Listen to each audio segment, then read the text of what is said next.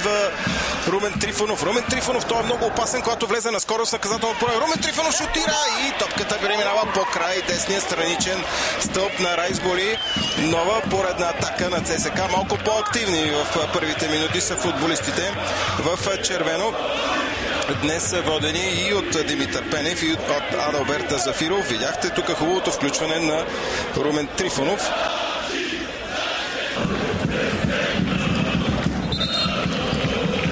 За топката Светлио Петров. Рядко е бележи от дълги разстояния и затова избира да комбинира с Тодор Янчев. Той шутира там, защото е блокиран от все пак попада в Гранден топката. Има обаче тук нарушение. Какво е това? Нека да видим. Да, би трябвало да е дуспа и жълт картон за Александър Томаш. Интересна ситуация и интересно решение от страна на главния рефер Христо Ристосков. Жълт картон за Александър Томаш. Ще е хубаво да видим на... Ето тук действията на Томаш. Отново задържане за фанелката. За втори път се случи в рамките на няколко минути. Този път срещу Елиот Гранден. Гранден обаче остана на крака, не падна на тревата. Решението на Христо Ристосков е дуспа. Бих казал, че в ситуацията преди малко дуспата бе много по-безспорна, отколкото в момента. И така, Елиот Гранден има възможност да открие резултата в тази вече 26-та минута, след като реферът Ристосков отсъди дуспа срещу него. Двама французини срещу Гранден и това е 1-0 за ЦСКА. Гостите повеждат след попадението на Елиот Гранден от дуспа в 26-та минута. Радост по трибуните, които са изпълнени с фенове на ЦСКА. Елиот Гранден извежда футболистите на ЦСКА напред. Велислав Вуцов очаквано естествено оспорва всичко това и сигурно вече извън себе си от яд. Елиот Гранден насочи топката ниско долу в левият ъгъл от вратата на Райсбури. Тодор Янчев. Силен матч отново на Тодор Янчев. Вляво вижда свободния Гранден. Гранден влиза в наказателно поле. Гранден поредица от финтове. Добре се освободи. Връща назад. Тук е Румен Трифонов. Шут на Румен Трифонов. Имаше ли игра с ръце на Танаса Драновички? Претендира Румен Трифонов. Играта обаче продължава. Тук реферът остана безмолвен.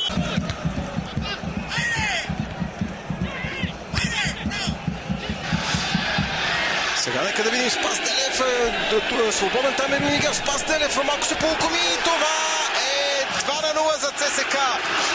Точно говорех за Спас Делев и за това как той уволни Димитър Пенев. Но ето, че сега Димитър Пенев и Зафиров му гласуваха доверие и то бе оправдано. Минута след като влезе в игра Спас Делев, направи резултата 2-0 за ЦСКА и преднината на червените много по-комфортна. Получи се и рикошет след удара на Спас Делев.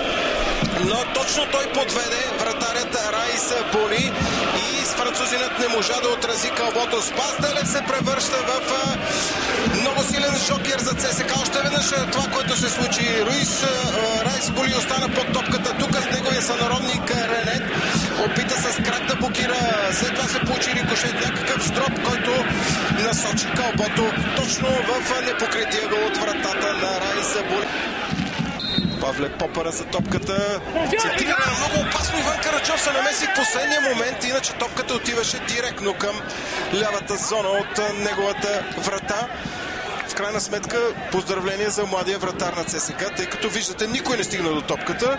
Иван Караджов първоначално очакваше да има отклоняване на кълбото, но това не се случи. В крайна сметка спаси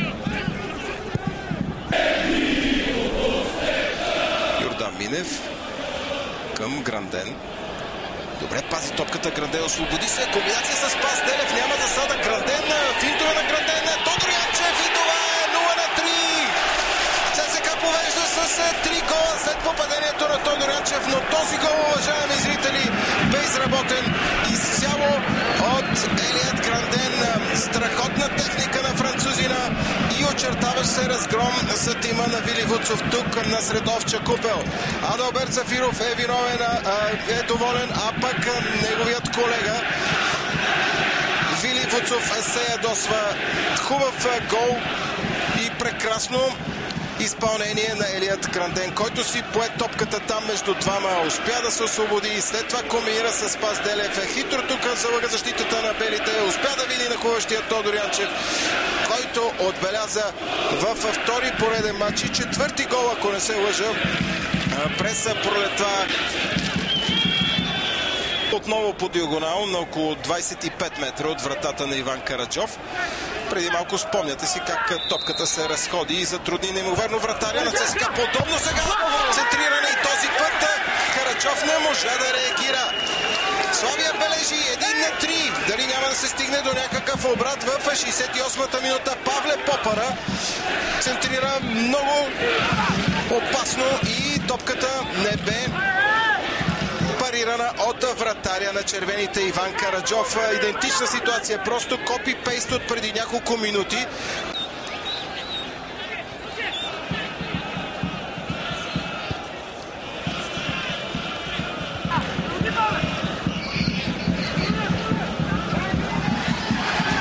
Галин Иванов там притеснява защитата на ЦСКА. Галин Иванов, голова позиция и какъв пропуск на Галин Иванов.